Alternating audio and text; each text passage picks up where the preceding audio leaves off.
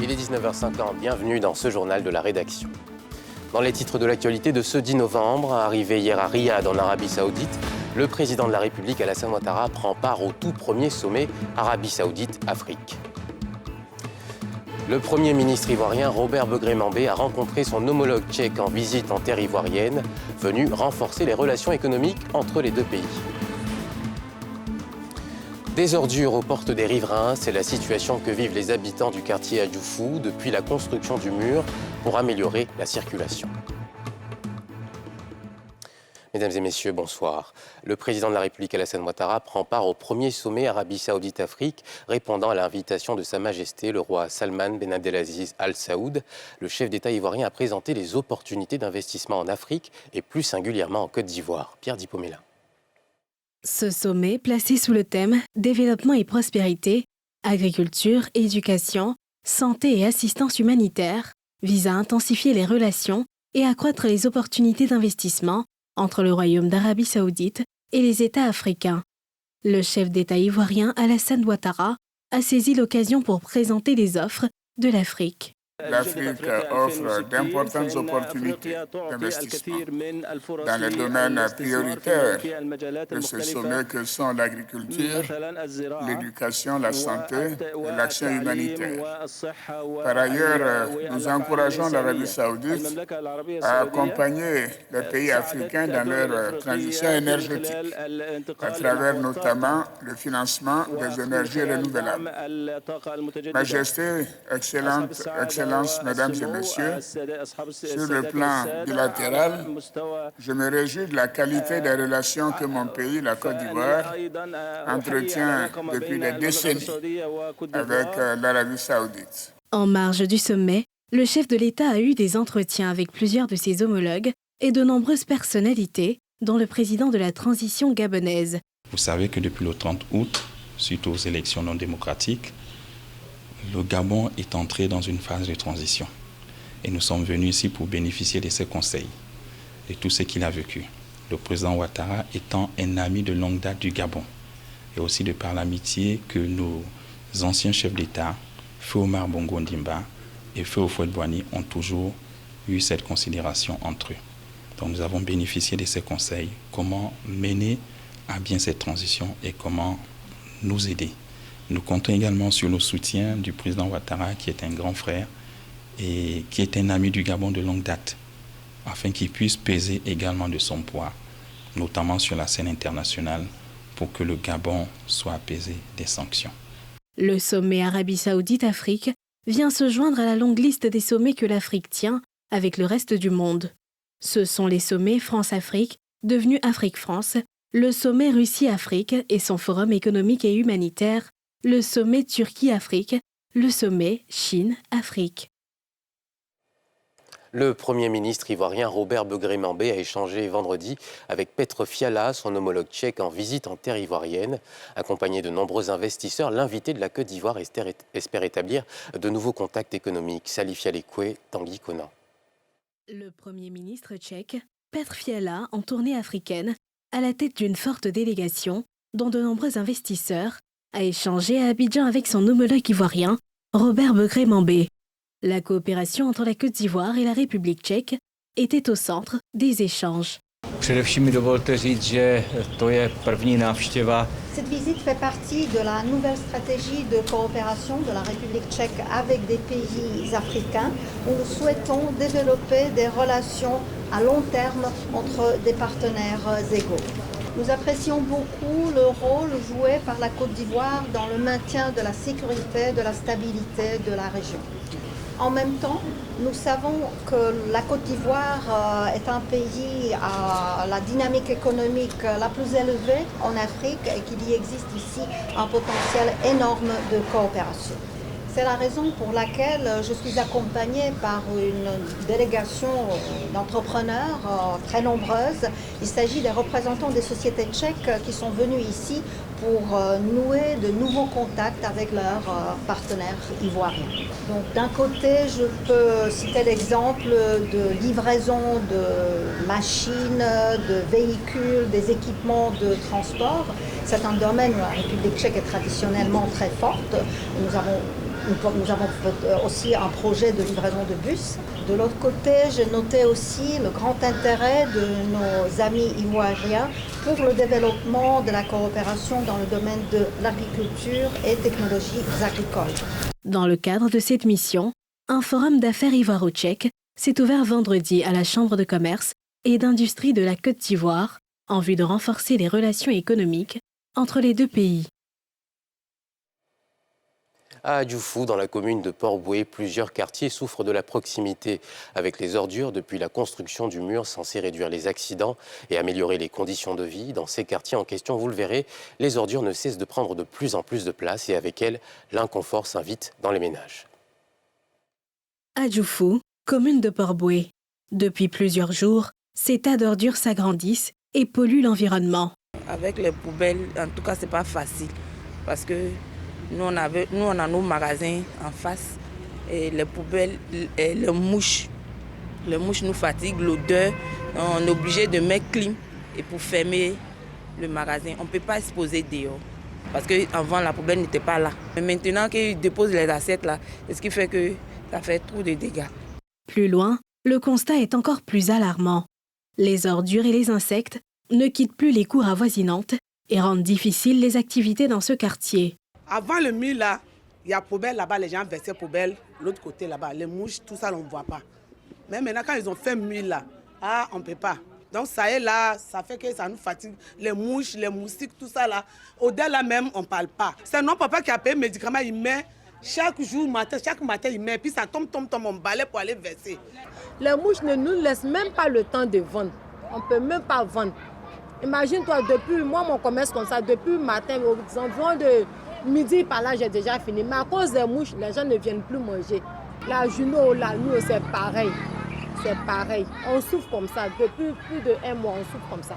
Selon les riverains, c'est la proximité entre le mur construit et les habitations, sans oublier les grandes distances à parcourir pour déverser ces ordures.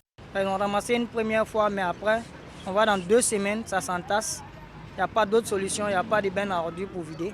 Personne ne passe vider aussi. Tu peux mettre des insecticides, tout ce que tu veux, c'est pour juste quelques minutes. Et après, les mouches reviennent comme si vous n'avez rien fait. Les bennes à ordures sont après la clôture. Il n'y a rien à l'intérieur ici. Il faut aller jusqu'au casier, soit aller jusqu'au premier arrêt, contourner la clôture. Et ça, ce n'est pas évident. Donc on demande à ce que les autorités puissent se pencher sur ce cas aussi. En tout cas, ça nous fatigue. Et puis on vend là. Les petits trucs là, il y a tous des poubelles là, rentrer dans le quartier pour prendre. Mais arrivé à un moment, les gars ne viennent plus. Donc nous, on est obligé de verser.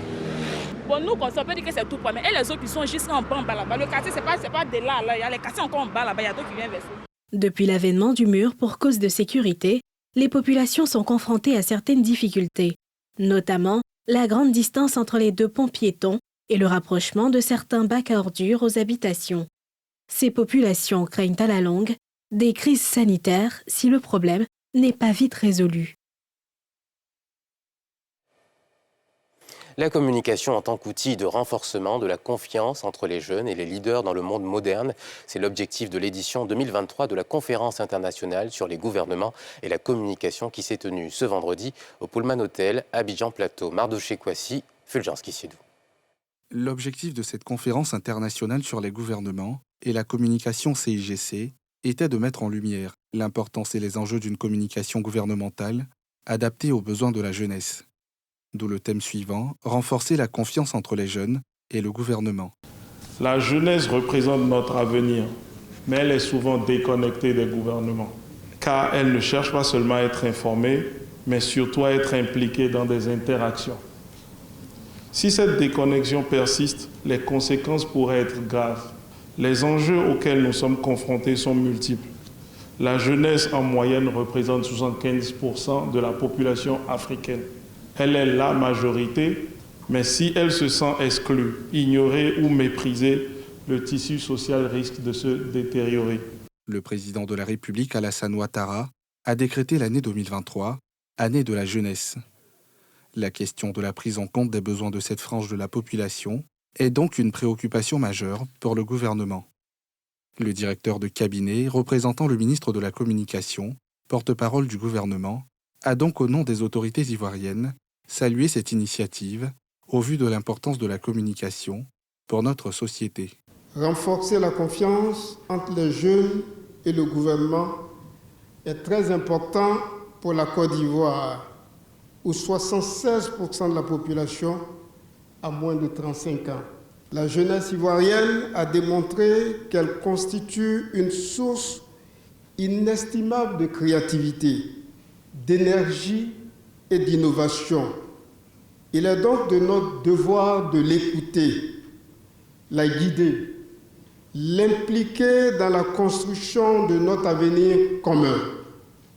Plusieurs panels et communications, notamment la contribution d'Alex Aiken, directeur exécutif des communications gouvernementales du Royaume-Uni, sur le sous-thème La confiance, un pilier stratégique pour l'engagement des jeunes, ont meublé cette rencontre. La 10e édition de la Semaine nationale de la sécurité routière bat son plein autour du thème « Cohabitation dans la circulation pour des routes plus sûres », une initiative qui ravit les représentants de la commune haute, Yopougon. Mairie de Yopougon ce vendredi 10 novembre.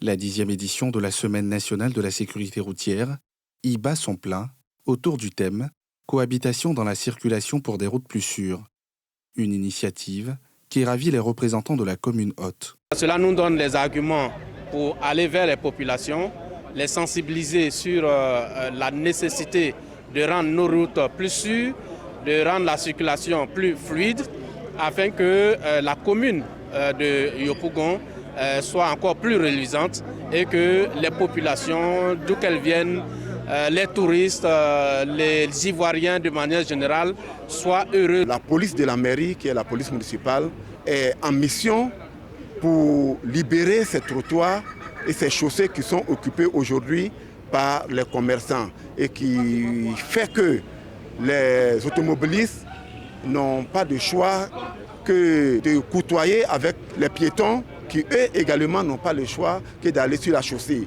parce que les trottoirs sont occupés par les commerces. Donc nous nous sommes mis en mission pour mettre fin à tous ces états de fait pour que nous puissions avoir une vraie sécurité routière dans la commune. Cette initiative de l'Office de la sécurité routière vise à contribuer à sensibiliser les comités locaux pour une circulation plus sûre, alors que se rapproche la tenue en terre ivoirienne de la Coupe d'Afrique des Nations.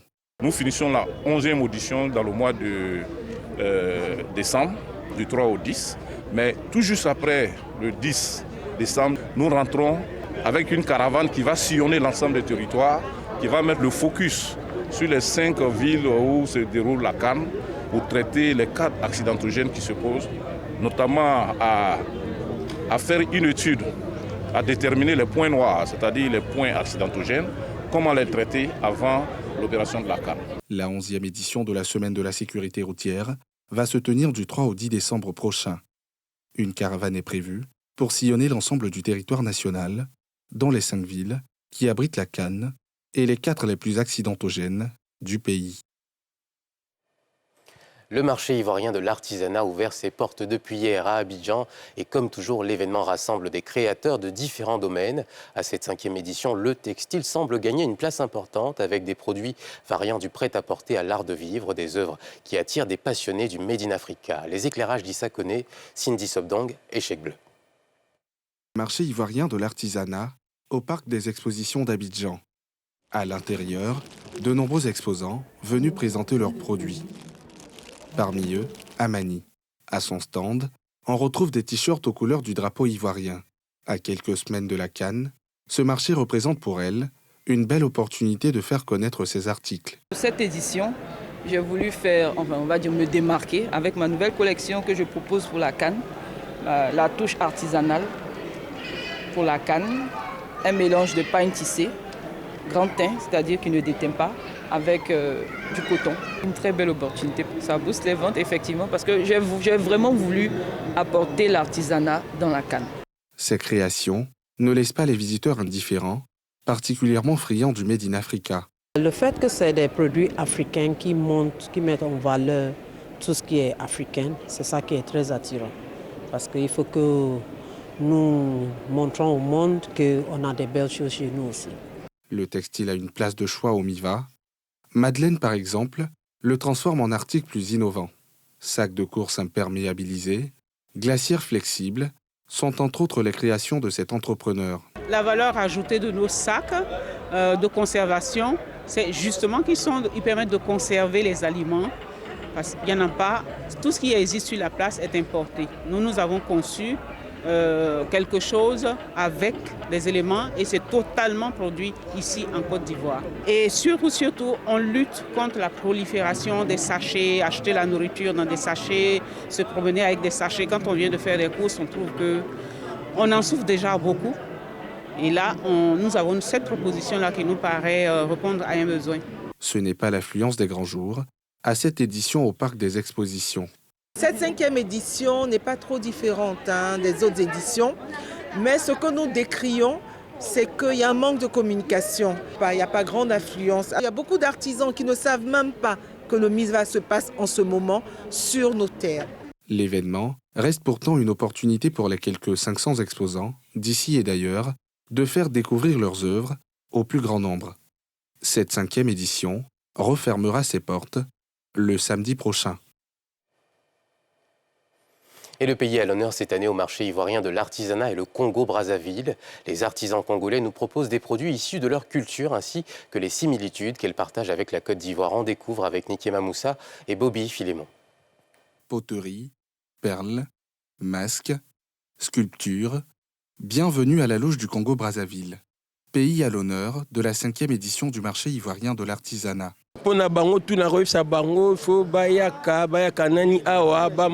Une première pour certains, ces artisans congolais sont fiers de représenter leur pays. J'ai des masques pour nous, j'ai des objets vili, des couillous, des bembés, des kotas, une variété des œuvres d'art que j'avais ramenées avec moi ici en Côte d'Ivoire. On a des points communs avec le peuple ivoirien, vous voyez, donc c'était ma première fois d'arriver ici, c'était un grand plaisir pour moi.